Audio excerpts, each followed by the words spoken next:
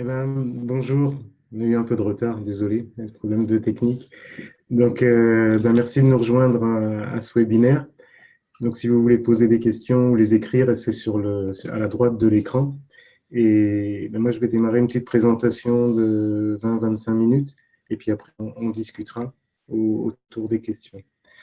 Donc, on avait expliqué pourquoi on voulait prendre la parole dans un contexte où il est question à la fois surtout du dernier rapport du GIEC pour les policy makers, comme ils disent, aussi du lien au congrès auquel on a participé à New York, où on a parlé à la fois d'environnement, de santé, de réchauffement climatique, etc. Donc, je commence par resituer un peu les rapports du GIEC, parce que celui du mois d'août s'inscrit dans une série de plusieurs rapports, dont un très important qui est paru en octobre 2018, qui moi m'a marqué. J'espère qu'il a marqué tout le monde. On pouvait être climato-sceptique avant, mais là, je pense qu'il n'y a plus question de l'être. Et l'objectif de ce rapport est d'expliquer pourquoi et comment il faut limiter à 1,5 degré le réchauffement, et qu'aller à 2 degrés serait beaucoup plus embêtant. Personne ne devrait ignorer ces recommandations du rapport du GIEC. On ne peut pas non plus les utiliser à des fins partisanes en n'en prenant qu'une partie, bien que ce soit un peu compliqué de tout lire, parce que c'est un rapport qui fait 650 pages, 5 chapitres, même hors une bibliographie d'à peu près 6000 papiers, si j'ai bien lu. Et le titre, j'ai juste souligné le titre parce qu'il s'agit de réchauffement climatique, de développement durable, mais aussi d'éradiquer la pauvreté. Et c'est intéressant parce que ça a sans doute des choses à dire là-dessus, parce que notre logique d'accessibilité au plus grand nombre, évidemment, on ne va pas changer le monde à nous tout seuls, mais en tout cas, ça s'inscrit bien dans les recommandations où le réchauffement climatique n'est pas seulement vu comme un axe technique, mais aussi un axe qui doit s'insérer dans les objectifs globaux du développement durable. Donc, en août de cette année, on a eu un rapport plus court, plus facile à lire. Ils sont toujours en anglais pour l'instant. Un rapport qui fait 41 pages, donc celui-là, on peut le lire en entier. Et le titre est clair, la Climate Change in Land. Ça a trait au sol, à la diversification, à la dégradation des terres, au management de l'agriculture, enfin, aux techniques agricoles, etc. Tout ce qu'on peut faire pour prévenir la désertification et le réchauffement climatique. Il y a un communiqué de presse qui a été fait au mois d'août qui est assez clair de 7 pages en français. J'ai souligné ce qui, moi, me semble légitimer une prise de parole de Bleu Blanquer là-dessus.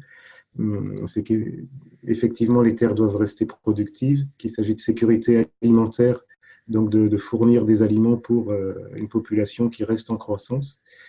Et pour ça, il est recommandé une exploitation plus durable des terres, une réduction de la surconsommation et du gaspillage, évidemment l'élimination du défrichement et du brûlage des forêts. Et puisque j'ai encadré dans le troisième encadré, là, le moins est mieux, c'est ce que dit Bleu Blanquer depuis à peu près 20 ans. Il n'est pas question de devenir tous végétariens, mais il est question de privilégier de manger sans doute moins de produits animaux. Pour rappel, la consommation de produits animaux dans le monde est double à peu près tous les 10-15 ans, portée à la fois par une croissance démographique et puis à la fois par une accessibilité plus facile à des produits un peu plus chers. Et si on produit ces viandes, ces œufs, ce lait dans les pays où cette consommation double ou triple régulièrement, si on les produit de la façon dont on les produit aujourd'hui chez nous en Occident, ben, ça va être dramatique. Et quand on lit sous la plume du GIEC en français les régimes alimentaires équilibrés, riches en aliments d'origine végétale, céréales secondaires, légumineuses, fruits, légumes, et les aliments d'origine animale produits de façon durable dans des systèmes à faible émission de gaz à effet de serre offrent de bonnes possibilités d'adaptation au changement climatique et de limitation de ces changements, ben on est content parce qu'on a l'impression que le moins mais mieux qu'on défend depuis 20 ans est tout à fait reconnu, à la fois dans les objectifs de développement durable et dans les objectifs de changement climatique. Et puis enfin, dernier encadré, lorsque le sol est dégradé, devient moins productif, ben, évidemment, il suffit de donner toutes les possibilités à travers les rotations, tout ce qu'on fait depuis 20 ans, pour sortir des monocultures et avoir un sol moins dégradé, plus facilement cultivable, qui puisse capter de l'eau et du carbone. Alors les items clés, pourquoi on a voulu prendre la parole? Les items clés qu'on a vus dans la presse sont intéressants, mais c'est une page pour résumer un rapport qui en fait 41. Là, j'en ai mis un qui me semble plutôt bien, c'est celui de Libération, avec 4 sous-titres que vous pouvez lire ici, notamment celui qui dit que le réchauffement climatique réduit la productivité agricole. Donc encore plus important d'innover et de mettre en place des modes de production agricole qui respectent à la fois une productivité, mais à la fois une santé des sols, des plantes et des animaux qui s'en nourrissent. Et quand on voit ça, ça c'est aussi, j'ai pas mis les journaux qui mettaient ça, mais contre le réchauffement climatique, le GIEC recommande un régime végétarien. Vous pouvez le lire 10 fois, le rapport de 41 pages, vous le verrez jamais. Et c'est pour ça que je dis que utiliser des choses aussi importantes à des fins partisanes, c'est pas bien. À nos yeux, c'est pas bien, c'est pas chouette. Parce que recommander des modes de production animaux en phase avec des objectifs de réchauffement climatique et de restauration des sols, c'est bien. Mais les excès sont jamais bons, ni en matière de nutrition, ni en matière de réchauffement climatique. Donc nous, on a découvert ce rapport. J'étais avec Nathalie, la directrice de Bleu Blanca. On était invités à New York d'un congrès organisé par la City Neutral Carbon Alliance. Je vais vous dire qui c'est. C'est quoi cette alliance de villes carbone neutre? Pourquoi on y était invité? Et pourquoi, quand les gens ont vu ce rapport apparaître, ils ont dit c'est vous qui l'avez écrit. C'est à peine une blague, c'est vraiment ce qu'ils nous disaient. Et pourquoi ce rapport nous est apparu? On n'aurait pas été dans ce contexte-là, on ne l'aurait peut-être pas vécu comme ça, mais ce rapport nous est apparu comme une reconnaissance pour ce qu'on fait depuis 20 ans.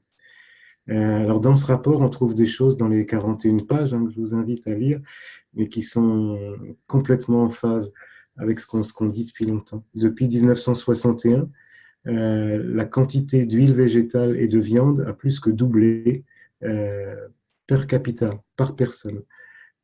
Ajoutez à ça la croissance démographique, et vous voyez qu'il y a un problème, il va se passer des choses. Et il se passe des choses, cette croissance des huiles végétales d'un côté et de la viande, des produits animaux d'un autre côté, c'est assuré pour la partie huile végétale par les huiles de palme, très majoritairement. Il n'y avait pas d'huile de palme sur le marché international il y a 40 ans. C'est devenu de très loin l'huile la plus consommée, surtout dans les pays qui consomment de plus en plus d'huile, des fois multipliée par 4 dans des pays comme le Bangladesh, et quasiment exclusivement sous forme d'huile de palme. Quant aux produits animaux, dans ces produits-là, ça s'accompagne d'un changement de la composition, de la qualité des produits animaux et de leur qualité environnementale et nutritionnelle, puisque là, c'est assis essentiellement sur un développement de maïs, par une consommation de maïs et de soja, qui deviennent les aliments, les rations les plus employés au monde et de très loin. On peut parler de monoculture, mais aussi de mono-élevage quelque part, et les conséquences sont lourdes. Le GIEC, dans son rapport, mêle comme nous la santé publique et l'environnement. Le GIEC parle de 2 milliards d'adultes obèses ou en surpoids, il y a plus de surpoids que d'obèses, mais quand même, et de 821 millions d'adultes sous-nourris. Ça, on l'écrit nous depuis 20 ans, en disant que la production, c'est un problème de qualité, de répartition. Les gens qui disent il faut de toute façon, il y a 10 milliards de personnes qu'il faudra nourrir, c'est ce qui autorise tout. C'est pas vrai, ça autorise pas tout. L'approche seulement quantitative est pas bonne. Une culture, un développement de monoculture, c'est catastrophique sur le plan environnemental, mais catastrophique aussi sur le plan nutritionnel. Ces cultures de palme, soja, maïs, c'est pas bon pour l'environnement, mais en termes de santé publique, ces 3 cultures-là sont très riches en oméga 6, lesquels oméga 6 sont des nutriments pro-inflammatoires, pro-obésogènes. Donc il y a un lien. Les oméga 3, on les retrouve dans l'herbe, on les retrouve dans des cultures mineures comme la graine de lin, de lupin, etc. Et du coup, c'est aussi notre santé qui se dégrade au fur et à mesure que les sols se dégradent aussi. Ce lien entre l'environnement et la santé, on est content de le content. Je ne sais pas s'il faut dire ça comme ça. En tout cas, c'est intéressant à lire dans un rapport qui parle de développement durable et d'environnement. Ensuite, quand on continue, on retrouve des choses qui sont dans nos cahiers des charges depuis 20 ans. On ne peut pas parler de réchauffement climatique, dit ce rapport du GIEC pour les politiques, pour les faiseurs de politique publique, sans parler d'un lien entre consommateurs et producteurs. L'impact sur le réchauffement climatique, en ce qui concerne les sols et l'agriculture, on l'a tous à travers notre propre consommation, notre acte de consommation, mais on l'a aussi fortement au travers des actes de production. Et lier les deux, comme on le fait dans notre gouvernance, on l'expliquera plus tard, c'est un facteur clé de succès pour avoir une politique qui préserve la température au niveau où le GIEC veut la maintenir. On parle aussi de valoriser toutes les terres qui stockent du carbone, qui sont capables de stocker efficacement du carbone et de l'eau, au premier rang desquels, bien évidemment, les prairies et les prairies permanentes qui nourrissent les animaux ruminants.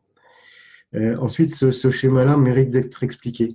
Il est facilement téléchargeable dans le rapport de 41 pages, mais ce qu'ils appellent les différents chemins socio-économiques qui peuvent affecter le climat, il y a différents scénarios, et le scénario SSP1 qui est le plus favorable jusqu'au SSP3 qui est le plus défavorable.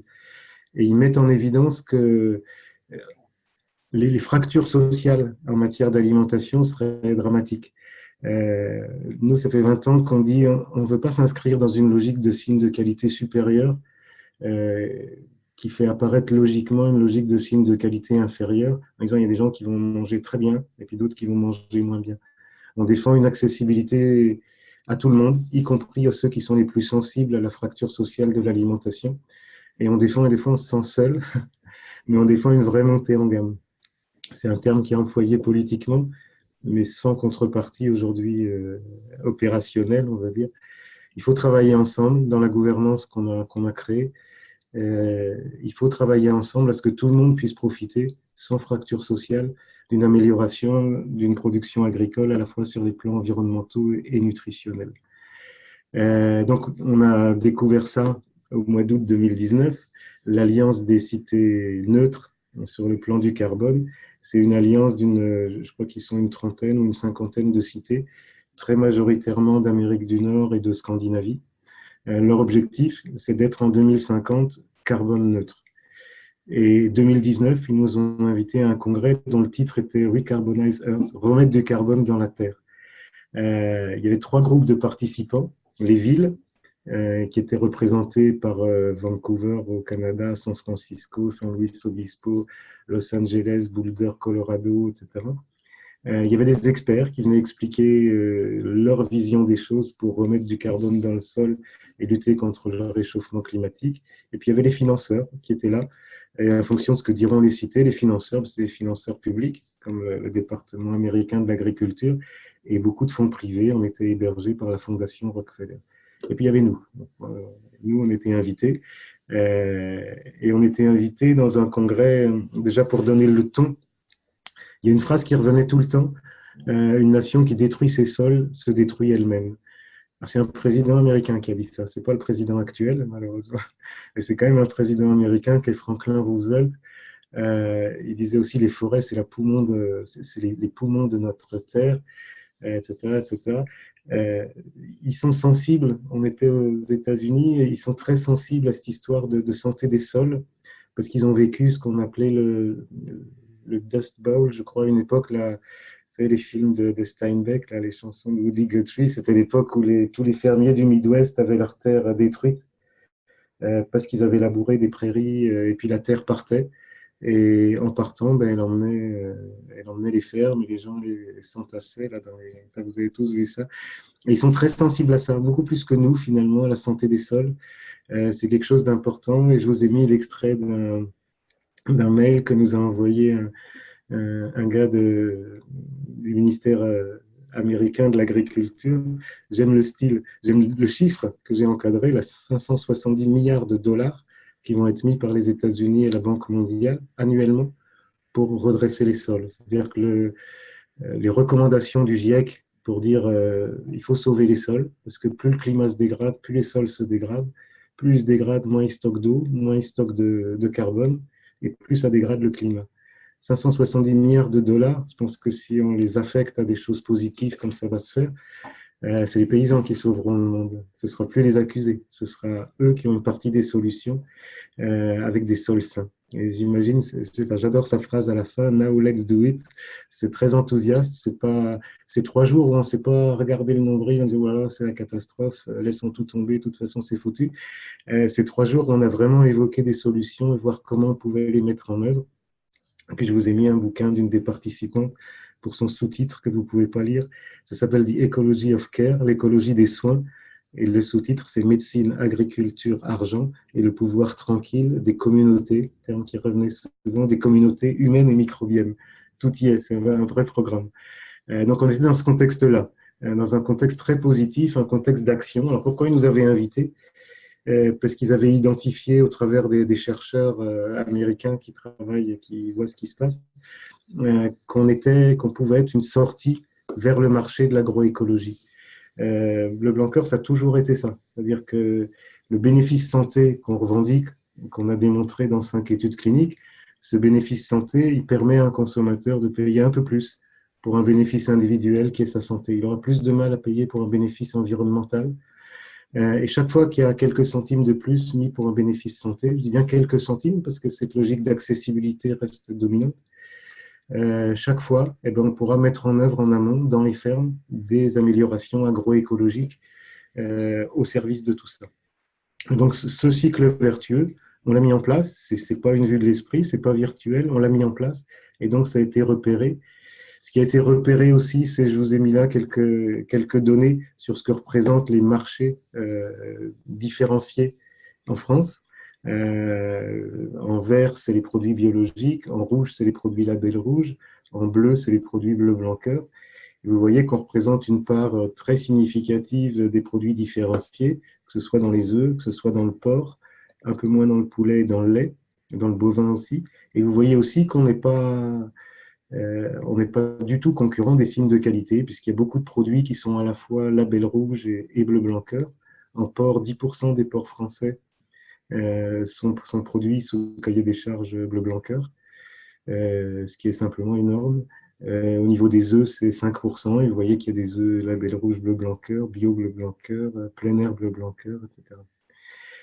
Et puis sur la dernière figure en bas, et c'est aussi quelque chose qui continue à se développer à une belle vitesse, à une forte vitesse. Et du coup, quand il s'agit d'impacter la santé publique et l'environnement, encore une fois, on ne peut pas se contenter d'une démarche de niche, de signe officiel de qualité supérieure. On doit s'adresser à tout le monde. Et là, on a des impacts positifs en matière d'environnement. Alors, pourquoi Bleu Blanc Cœur? Je continue. Pourquoi on était là? Est-ce qu'on leur a raconté qu'il y a eu un certain succès? C'est que le mode de production agricole et son impact sur le climat, c'est probablement une des grandes oubliées des équations réchauffement climatique. Je vous ai mis un exemple, j'aurais pu en mettre d'autres, mais quand on regarde les bases de données d'Agribalis, de l'ADEME, un kilo de lait, ça pèse en moyenne 1 kilo de CO2. Il y a 1 kilo de CO2 émis pour produire 1 kilo de lait. À titre d'exemple, 1 kilo de céréales, c'est 500 grammes de CO2. Le méthane entérique, c'est quand on dit que les vaches dégagent des gaz à effet de serre, le méthane entérique des vaches, quand les vaches digèrent l'herbe que nous, on ne sait pas digérer, elles émettent du méthane. Et ce méthane, à lui tout seul, il compte pour la moitié du kilo. Or, à production égale, dans des essais qu'on a fait, auxquels on a participé, ou des essais qui ont été faits aux 4 coins du monde, à production de lait égale, les émissions de méthane par litre de lait varient du simple au double. Du simple au double, si c'est la moitié du kilo, ça veut dire qu'on a déjà une possibilité de réduction, de mitigation de 25%, rien que sur le méthane entérique. L'alimentation des vaches, ce qu'elles vont manger, si c'est de l'herbe d'une prairie permanente ou si c'est du maïs complété avec du soja du Brésil, l'alimentation des vaches, c'est 1/3 du poids CO2 des vaches. Et après, dans la façon de conduire sa prairie, en stockant du carbone ou en stockant moins, en complémentant avec de la févrole, plantes protéagineuses, lin, plantes qui allongent les rotations, etc., ou un régime maïs complémenté avec du soja d'import, l'écart il va du simple au triple. Et le stockage de carbone dans les prairies, selon leur durée, selon la façon dont le pâturage est assuré, ça va du simple au double. Ce qui fait qu'au final, le poids moyen d'un litre de lait en carbone, c'est 1 kilo de CO2 pour 1 kilo de lait, mais ça varie de 0,5 à 2 kg. Et donc, l'impact du producteur, l'impact des choix du producteur, là, c'est clairement plus important que le choix du consommateur. Un consommateur qui dirait le lait, c'est 2 fois plus de CO2 que les céréales, donc je choisis d'en consommer 20% de moins ou 30% de moins, ça aura beaucoup moins d'impact que les efforts que peut faire un producteur si on lui demande pour avoir un lait environnementalement correct. À titre d'exemple, j'ai fait ça pour le lait, qui est un domaine que je connais bien. Mais quand on regarde les bases de données Agribalise, le poids CO2 d'un kilo de tomates, ça va de 0,2 à 2,3 kg, selon qu'elle soit sous serre. Il y a un débat sur les serres chauffées ou pas chauffées en agriculture biologique. Donc le mode de production, qu'il s'agisse d'une tomate ou d'un litre de lait, c'est énorme. Et c'est vraiment là-dessus que les efforts doivent porter pour être rapides et efficients. Et puis, si je parle un peu de nutrition, qui est notre truc, la quantité d'oméga 3 par litre de lait, elle varie. Et elle varie de 1 à 3, plus même, avec l'impact sur la santé. On dit aussi attention aux lipides laitiers parce qu'ils sont athérogènes, ils ne sont pas bons pour le cœur. Mais la quantité de lipides saturés athérogènes, pas bons pour le cœur, elle varie de 1 à 2, du simple au double, pour la même vache, en fonction de ce qu'elle a mangé. Donc le grand oublié, il ne faut plus qu'il le soit, c'est le mode de production agricole. Ce n'est pas une histoire de label, c'est une histoire de mesure. Le mode de production influe plus que le mode de consommation. Et le conseil manger moins ou manger plus du tout de beurre est certainement moins pertinent au sens d'efficacité environnementale et nutritionnelle que le conseil soyez attentif au mode de production du lait ou de la tomate ou de la viande, etc. Alors pourquoi Bleu Blanqueur s'est constitué une réponse comme ça? On n'est pas plus intelligent que les autres, loin s'en faut, mais on s'est donné une gouvernance euh, à la mesure des enjeux.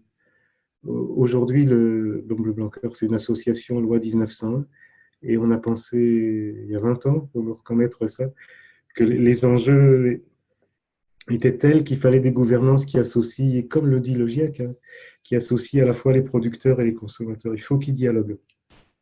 Moi, je suis le témoin de ces dialogues-là depuis 20 ans. On ne peut pas tout demander aux producteurs s'ils ne sont pas rémunérés pour. Il faut prioriser un certain nombre de choses. On demande beaucoup de choses à l'amont agricole. Et il faut qu'il y ait une espèce d'arbitre de tout ça, qui soit les scientifiques, pas un scientifique, mais un conseil scientifique qui agit sur la base de ce que un scientifique tout seul a un avis, c'est un homme. Par contre, les consensus scientifiques existent, ils sont représentés par des institutions, c'est l'ANSES, c'est l'INRA, etc. Et aujourd'hui, les trois piliers du conseil d'administration de Bleu Blanqueur, c'est les collèges sur fond jaune, les 8 collèges, donc c'est les gens qui produisent les végétaux, qui nourrissent les animaux, qui produisent des animaux, qui transforment le lait, le beurre, etc., qui le distribuent, des associations de consommateurs, des interprofessions, des représentants de filières, de la restauration collective, etc. Tout le monde a son mot à dire. Ça, c'est la partie économique. Et puis au centre, il y a ce pilier des communautés. Et les communautés, c'est des médecins, des professionnels de la santé. Ils sont aujourd'hui plus de 1500. Ils ont 2 élus au conseil d'administration. C'est les éleveurs engagés, c'est des consommateurs et c'est les chefs, les métiers de bouche, etc., qui seront les acteurs de la révolution dans les modes de consommation sans lesquels on ne fera pas grand-chose. On a besoin d'eux et ils sont là, ils ont leur mot à dire. Et puis le conseil scientifique, qui comprend maintenant non seulement des représentants élus qui siègent au conseil d'administration, mais aussi un représentant du président de l'INRA qui siégera au conseil d'administration. Et voilà. Alors, je reviens à mes cités carbone neutre. Un peu long, mais c'est un texte que nous a écrit la directrice de cette association, de cette alliance, qui explique ce qu'ils font pour le climat. C'est assez impressionnant de discuter avec eux. C'est assez impressionnant de voir depuis quand ils s'y sont mis.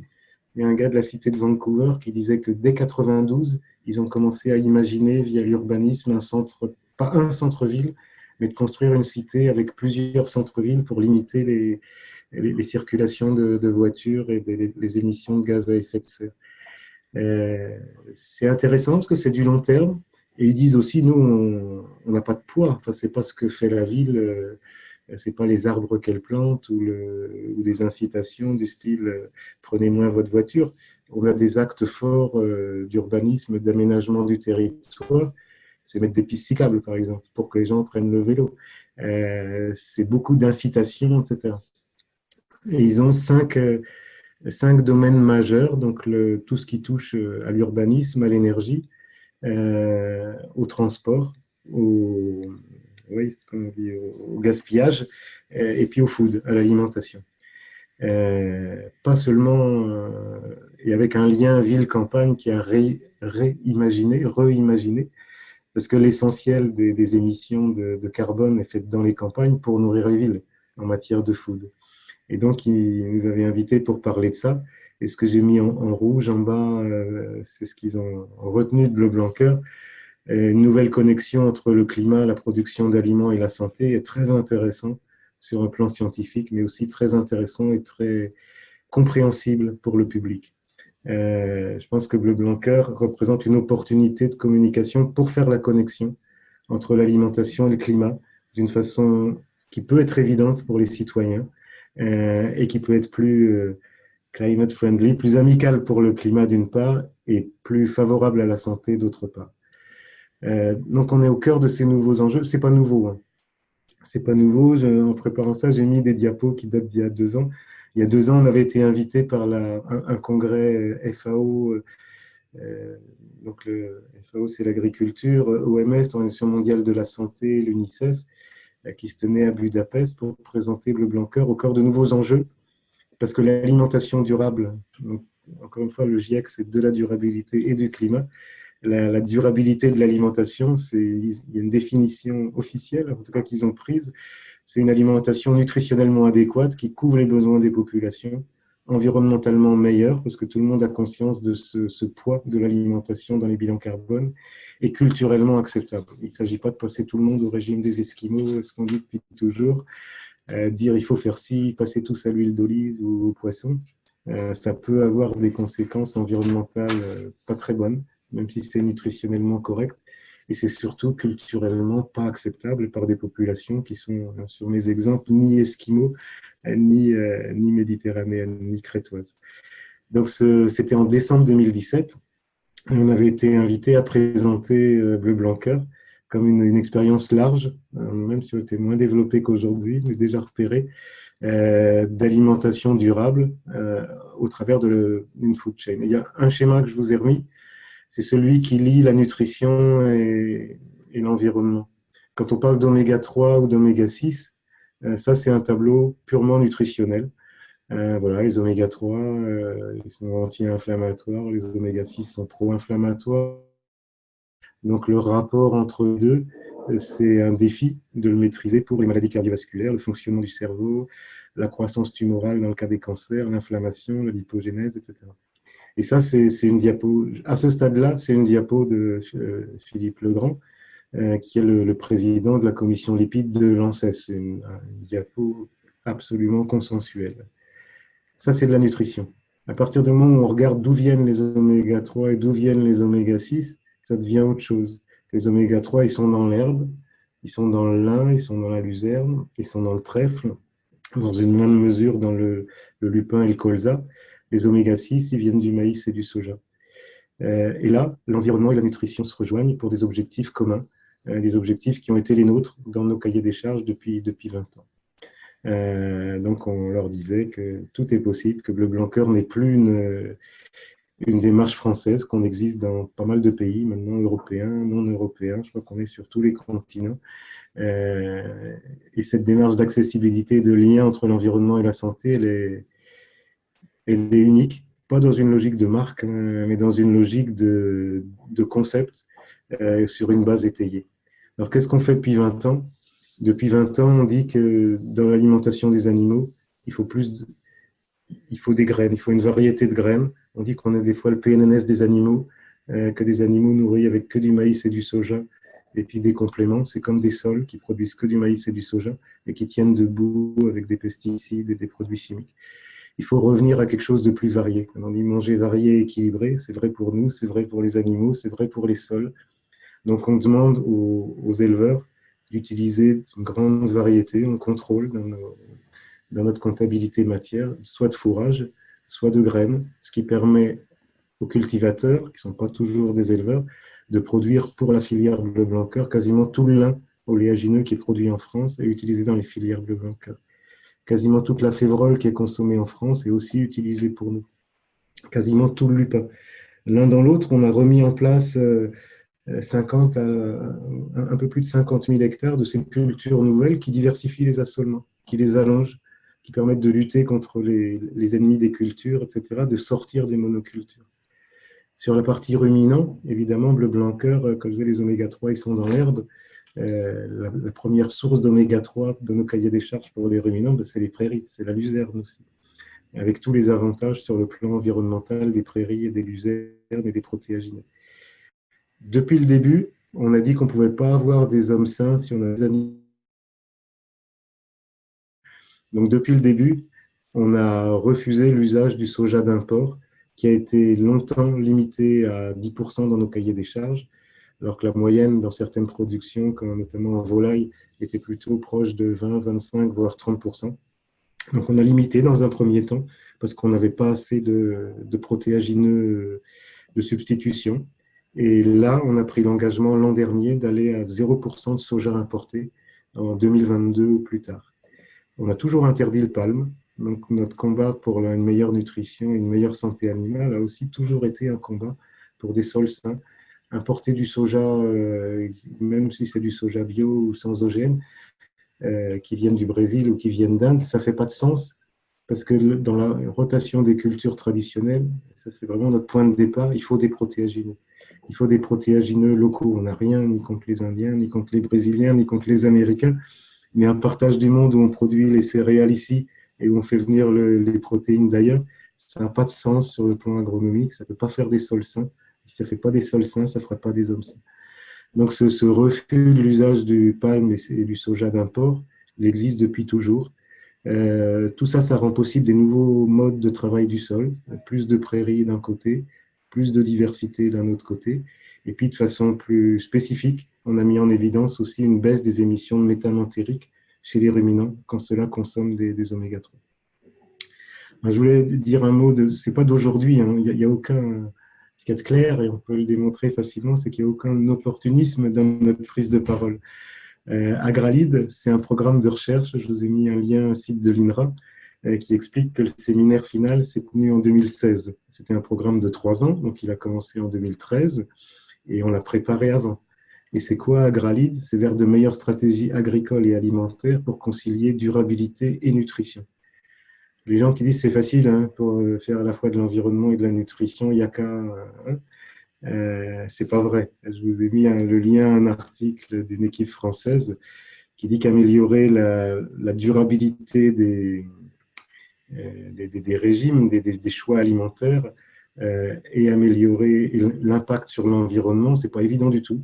Ce que j'ai mis en bleu, là, la qualité nutritionnelle élevée n'est pas nécessairement associée avec un impact environnemental plus bas. Bien au contraire dans la plupart des cas. Donc le chemin est étroit. C'est pour ça qu'on a fait de la recherche là-dessus. Ça nous a permis de chiffrer des choses, de dire que en matière d'environnement, 50% des gaz à effet de serre d'un aliment sont émis à la ferme et 30% à la maison. Entre les deux, la voie est étroite. Il y a des choses à faire en matière de choix, encore une fois, mais aussi en matière de mode de production.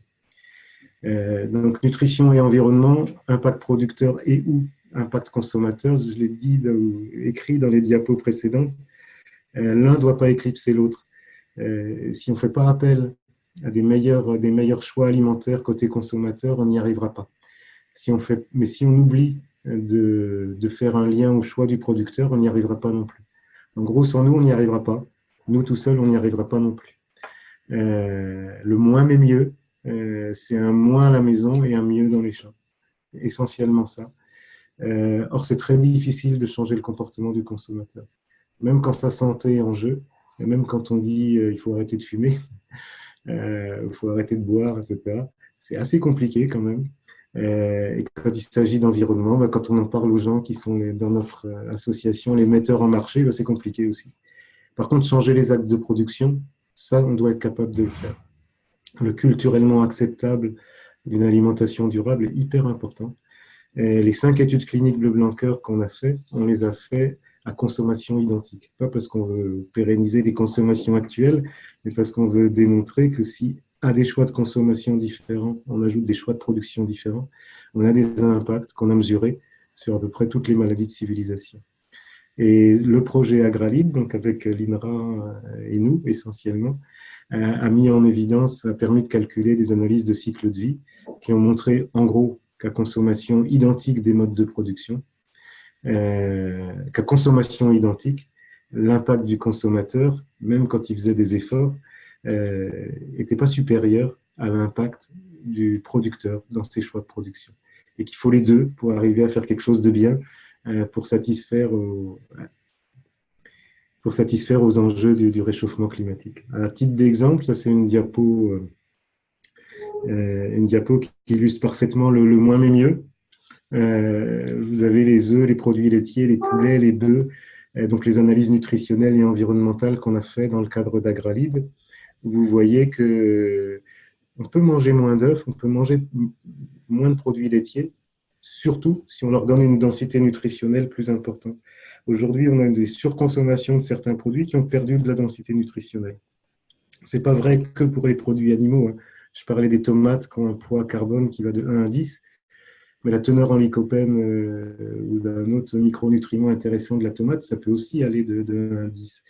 Et donc, il faut mettre en place des modes de production, ce qu'on fait, qui soient bons pour le climat, bons pour la nutrition. Et là, on aura des enjeux. Meilleure densité nutritionnelle des aliments. Et avec des hypothèses qui sont celles-là, 20% de la production nationale en bleu blanc cœur, donc 4 fois plus qu'aujourd'hui d'ici 2022. Et avec un soja qui passe de 5% aujourd'hui en moyenne chez Bleu Blanc Cœur contre 20% ailleurs, hein, qui passe à zéro tel qu'on est en train de le mettre en place. Et bien là, vous avez des impacts qui sont énormes, rien que sur les œufs, parce qu'il n'y aura plus de soja, ou parce qu'il y aura plus d'œufs consommés. C'est 85 000 tonnes de CO2. Et en même temps, 500 tonnes de DHA, qui est un micronutriment important, l'oméga 3 le plus important. Et donc, on gagne de la densité nutritionnelle et on perd des émissions de CO2. Donc, c'était ça, Agralide. Je ne vous commente pas tout. Mais depuis 20 ans, l'obligation d'un ratio oméga 6, oméga 3, qui dans l'alimentation des animaux peuvent parfois être de 20 ou de 30. Quand on dit nous, on veut un maxi de 5, mécaniquement, ça induit moins de maïs, moins de soja dans les rations, plus d'herbe, plus de luzerne, plus de lin, plus de lupin, plus de févre. L'obligation de tenir une diversité dans les rations animales, c'est plus de diversité dans les sols, des rotations, des assolements différents. L'interdiction du palme depuis 20 ans.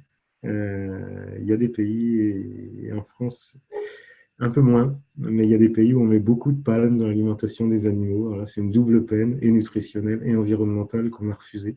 Et la limitation du soja d'import, c'est à peu près, au stade où on est aujourd'hui, c'est à peu près les 2 tiers de l'impact carbone positif qu'on peut avoir, et qui se traduit ce sera publié en 2020 sur les bases de données Agribalise, par une réduction de l'impact climatique, au moins en porc, en volaille et en œuf, une réduction de l'impact CO2, de l'impact climatique de 15 à 40% pour les productions bleu blanc cœur par rapport aux autres modes de production, qu'ils soient conventionnels, label rouge ou même bio. Donc nos choix payent et on peut en mesurer l'efficacité. Sur les ruminants, c'est juste un rappel, mais on avait déposé un dossier au ministère de l'Environnement en France, puis aux Nations Unies en 2012, pour mesurer l'impact des émissions de méthane entérique des vaches laitières, au travers d'une méthode qu'on avait déposée, qu'on avait imaginée avec l'INRA, et qui servent à la réduction des émissions de méthane des ruminants. Je n'explique pas comment, mais ça marche bien. Ça a été reconnu par les Nations Unies. En tout cas, ça a été labellisé. C'est la seule, je pense que c'est encore vrai, je peux en vérifier avant de faire la conférence, mais euh, c'est, je crois, la seule méthode bonne pour le climat, référencée par l'UNFCCC, le département des Nations Unies pour le climat. C'est la seule méthode qui concerne le monde de l'élevage. Et aujourd'hui, on la déploie. On la déploie dans pas mal de pays. Alors, le lien scientifique entre la santé des sols, des animaux, de la planète et des hommes, ben, c'est un lien scientifique c'est un lien déjà qui, en termes, on va dire, de sciences sociales, est bien dans la tête des gens. Je pense que tout le monde a suffisamment de liens à l'histoire, dans nos gènes, à l'histoire de l'humanité, pour savoir qu'on ne peut pas vivre en bonne santé sur une planète en mauvaise santé. Maintenant, il faut des preuves de concept et il ne faut pas uniquement faire du marketing autour de ça. Et donc, le premier domaine sur lequel nous, on a fait notre preuve de concept, et on en est plutôt fiers, c'est l'alimentation lipidique. Tout ce que je viens de raconter sur le rapport oméga 6, oméga 3, il y a des pays où le rapport oméga 6, oméga 3, on l'améliore en mettant des gélules d'huile de poisson dans l'alimentation des gens qui peuvent se payer des gélules d'huile de poisson. Tout le monde sait que c'est important pour l'inflammation, etc. Mais il y a des pays, Si vous voulez des oméga 3, achetez des huiles de poisson. C'est catastrophique sur le plan de l'environnement, de la surpêche. C'est catastrophique sur le plan de la fracture sociale. C'est pas évident que ce soit hyper efficace nutritionnellement. Et je suis assez fier quand vous tapez oméga 3 en France sur Google, vous voyez des champs de lin, des champs de luzerne, des champs de lupin. On a fait notre preuve de concept du lien entre la santé des sols, la santé des hommes, à travers de nos études cliniques sur l'alimentation lipidique. Il y a un domaine qui s'ouvre à nous et qui va être énorme, c'est celui de la microbiologie. La microbiologie des sols, c'est elle qui va déterminer la façon dont on conserve nos aliments. C'est du vin, c'est du pain, c'est du fromage, c'est de la viande. Tous les aliments animaux et même pas mal d'autres sont fermentés avant d'être consommés. Ça mériterait qu'on dise un petit peu pourquoi écologiquement ça a un intérêt. Et forcément, ces ferments qui peuvent venir du sol et qui peuvent nourrir des fermentations, on les consomme et ils vont nourrir notre microbiote intestinal, lequel microbiote intestinal est vraiment une clé de la santé chez l'homme de plus en plus affirmée. Donc c'est un domaine auquel on s'intéresse beaucoup. Et c'est un domaine sur lequel on essaye de mesurer des choses et ça vient. Et ça va jusqu'au, pas le temps de le développer là, mais jusqu'au climat, puisqu'on parle du rapport du GIEC, puisqu'on sait que c'est des microbes qui vivent dans la cime des arbres, dans la forêt amazonienne par exemple, qui vont être des facteurs agrégants, des petites gouttelettes, des nuages et qui vont provoquer la pluie. Pareil, il y a des choses qu'on regarde depuis un moment et qu'on va continuer à regarder. C'est un lien entre des sols sains qui puissent nourrir les plantes, qui leur permettent de se défendre, qui développent des polyphénols, des tanins, des micronutriments qui vont être dans les plantes si les sols sont bien nourris et qui vont être chez l'homme si les plantes sont dans des sols bien nourris. Et pour info, le 11 mars 2020, on co-organise avec l'INRA une journée, avec l'INRA et avec Valorex, une journée dénommée One Health, une santé, où on va présenter des présentations scientifiques, mais plutôt grand public, sur ces thèmes de la santé unique, la santé du sol, des animaux, des hommes. Voilà, donc pour finir, je ne sais pas si j'ai tenu les délais, mais la mesure des impacts climat, il y a eu trop de... C'est des fois agaçant de voir des gens se servir de peur ou de rapport du GIEC pour mettre en avant des solutions partisanes. Je pense qu'il faut mesurer un certain nombre de choses pour pouvoir parler. Les analyses de cycle de vie, c'est la référence de la mesure des impacts environnementaux d'une production. On en fait depuis longtemps. Ça fait au moins 10 ans qu'on fait des analyses de cycle de vie. On constate, mais ça ne justifie pas qu'on est meilleur. C'est-à-dire qu'il faut se servir des analyses de cycle de vie pour améliorer de façon constante, incrémentale, nos cahiers des charges. Et c'est ce qu'on fait de plus en plus. Et nos analyses de cycle de vie, elles seront disponibles sur la base de données Agribalise en début d'année 2020. L'UNFCCC, je l'ai dit rapidement, mais allez aux Nations Unies, United Nations Framework Convention for Climate Change, le département qui s'occupe du changement climatique pour faire reconnaître une méthode. C'est beaucoup plus fort que de dire moi je nourris mes vaches comme ça et donc ça va être bon pour le réchauffement climatique. Non, ça se mesure. Les accords collectifs, les chiffres que je vous présenterai dans la diapo d'après, ils sont issus des accords collectifs que Bleu Blanc Cœur a signés avec l'État, en 2008 d'abord avec le PNNS et puis en 2013 avec les ministères de la Santé, de l'Écologie et de l'Agriculture. Donc c'est expertisé, c'est des quantités, il y a un audit par organisme tiers et plus on se développe, plus il y a d'accessibilité au plus grand nombre, plus les effets d'échelle sont importants. La mesure, vous voyez sur Ecométhane, c'est une démarche vraiment, vraiment phare qui lie producteurs et mangeurs, qui lie des collectivités locales. Ecométhane, c'est ce qu'on a fait reconnaître aux Nations Unies. C'est aussi un projet européen, un Innovative Enteric Methane Emission Measurement Method for Cattle. Et donc maintenant, on est présent dans une dizaine de pays, mais à l'échelle très locale. Il y a aussi des collectivités qui s'engagent à mesurer d'abord et à financer après des améliorations, à récompenser des bénéfices chez les producteurs qui s'engagent. Et au final, eh ben, les accords collectifs, ça donne ça. Ça donne des mesures. Bleu Blanc Cœur, c'est, vous voyez, sur le pavé bleu, qui est le pavé nutrition et santé, c'est 1780 tonnes d'oméga 3 de plus ramenées dans nos assiettes. C'est beaucoup, 1780 tonnes cette année-là. Imaginez les gélules d'1 gramme qu'ils vendent en pharmacie et qui sont réservées aux plus riches. Là, c'est 1780 tonnes que tout le monde a consommées, qui sont puisées de façon aux cultures renouvelables, à l'herbe, au lin, etc. C'est aussi 2360 tonnes d'acides gras saturés hétérogènes en moins. Cette année-là, c'était 99 000 tonnes de CO2 qui n'ont pas été rejetées dans l'atmosphère. Essentiellement, là, on mesurait que la partie ruminant via les vaches laitières et les bovins viande. Ça correspond à, je crois que c'est 780 millions de kilomètres de voitures. Mais c'est aussi 8 000 hectares d'herbe et de luzerne en plus, 19 000 hectares de lin, 43 000 hectares de pois, févrole, colza, lupin, etc. Pour les filières bleu-blanc-cœur, c'est aussi 15 000 hectares de maïs en moins, 50 000 hectares de soja OGM, pas de soja importé, on va dire, en moins, etc., etc. Et avec, comme dans tout schéma de développement durable, et avec un volet sociétal, parce qu'on rémunère les producteurs pour qu'ils fassent ça, et on les rémunère mieux que le surcoût de production. Donc ça se mesure.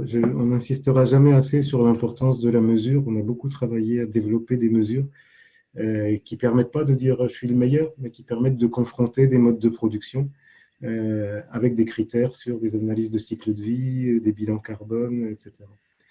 Je vous donne juste un exemple avant de finir, et puisque l'actualité, c'est aussi une actualité post-GIEC, où la forêt amazonienne a brûlé, où le président de la République française a pris la parole. J'étais ébahi d'entendre dire ce qu'on dit depuis 20 ans, qu'on ne peut pas vivre dans un monde, qu'il faut remettre en cause les accords d'après-guerre où le soja venait d'Amérique, et nous, on produisait les céréales.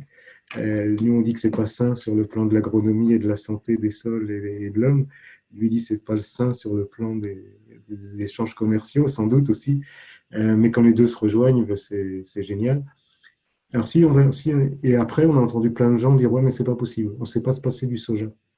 Si, on sait se passer du soja. En France, l'an dernier, en 2018, pour l'alimentation animale, la France a importé quasiment 3 millions de tonnes de soja. Le plus souvent du soja OGM d'ailleurs. On a déposé un projet qui est fini maintenant, qui s'appelait un PSPC, un projet structurant pour la croissance, toujours avec les mêmes partenaires, l'INRA, Valorex et Bleu Blanc Cœur. Et ce projet, il a chiffré, il a duré 5 ans, et il a chiffré quel serait l'impact économique, technique, de se passer du soja dans la production de poulets, d'œufs, etc. Nous, il y a 20 ans, quand on disait qu'il faut 10% de soja maximum pour nourrir des poules pondeuses, on nous disait, vous êtes fous, il en faut au moins 30%, on ne sait pas faire autrement. Maintenant, on dit 0%, c'est possible. En tout cas, on sait le chiffrer, c'est possible. On sait quel est le surcoût aussi à la sortie. Il est très faible. Il est tout à fait compatible avec nos engagements qui sont de limiter le surcoût de Blanc-Cœur côté consommateur à 5% du prix consommateur. C'est la clé de l'accessibilité, c'est la clé des engagements qu'on a signés avec l'État. Donc techniquement, on sait que c'est possible. Alors, est-ce qu'on peut rapidement le mettre en place? Ça dépend de ce qu'on appelle rapidement. C'est possible. Maintenant, il faut produire en France ces protéines qui sont aujourd'hui produites au Brésil, en Inde ou aux États-Unis. C'est parti. L'an dernier, au Salon de l'Agriculture, on a signé une convention avec la filière soja français.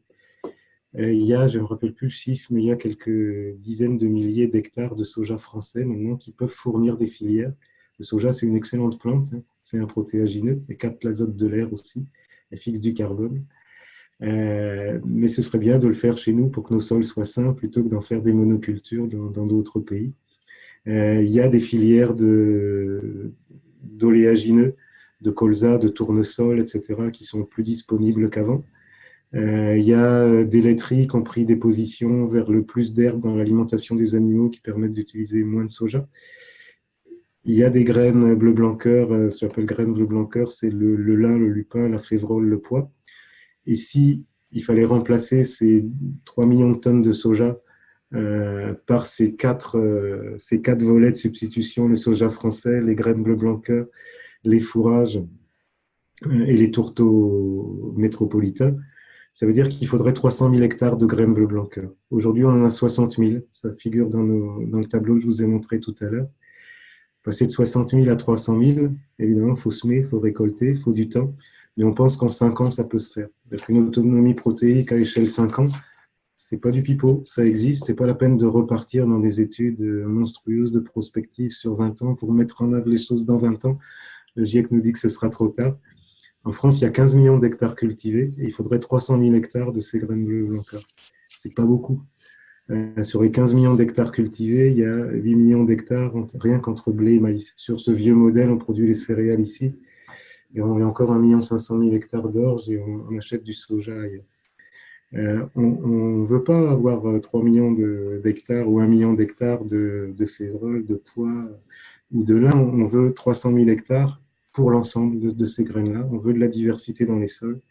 Et sur nos 15 millions d'hectares, c'est quand même tout à fait possible, à condition de créer les filières. Je ne veux pas dire que c'est facile, je dis juste que c'est possible. C'est mon avant-dernière diapo, je n'ai pas le temps de le commenter, mais il y a des choses, quand on lit le rapport du GIEC, c'est celui d'octobre 2018, où on se dit, mais on est dedans. Je ne sais pas si c'est triste ou si c'est pas, ou si c'est gai de se dire qu'on avait raison. Je détesterais qu'on dise on avait raison et personne ne s'en est rendu compte. Mais en tout cas, on est dedans. Et, et tous les objectifs qu'ils expliquent ici, tous ces objectifs de changement insérés dans une logique de développement durable, ben ça c'est nous. Et d'autres, probablement, mais nous aussi. Et je termine en disant, un peu dans la foulée de ce rapport du GIEC et de ce qu'on y lit, que peut-être que c'est pas bon d'avoir raison trop tôt, qu'on fête notre 20e anniversaire l'an prochain. On le fêtera dignement, j'espère. J'ai repris un truc de David Servan-Schreiber qui dit la vie des idées, c'est toujours la même. Elles sont rejetées avec mépris dans un premier temps, après elles sont combattues avec violence, et puis après elles sont acceptées comme une évidence. C'est vrai on a souffert par moments. On va sans doute être accepté comme une évidence, parce que cette évidence, elle est vraiment à la hauteur des défis quand on parle de santé publique et quand on parle de réchauffement climatique. Notre première étude clinique qui faisait le lien entre ce qui se passe dans les sols et ce qui se passe dans les cellules chez l'homme, elle a 20 ans, et c'était la première fois qu'on mesurait ça. La première étude où on a mesuré des gaz à effet de serre, c'était en 2001, et à cette époque-là, ce n'était pas très à la mode. Donc je pense que le temps, il est plus au débat, il est à la mise en œuvre de solutions. Nous, peut-être qu'on disparaîtra demain, comme le sucre, il disparaît dans le café, qu'on donnera un goût au café. Mais en tout cas, la production, on serait fiers que les agriculteurs français, avec l'aide des consommateurs français, la main dans la main, on va dire, on peut rêver, mettent en place ces solutions. On a créé la base pour ça. Juste un truc, c'est que le temps presse et qu'il faut y aller vite. Ben, je vous remercie.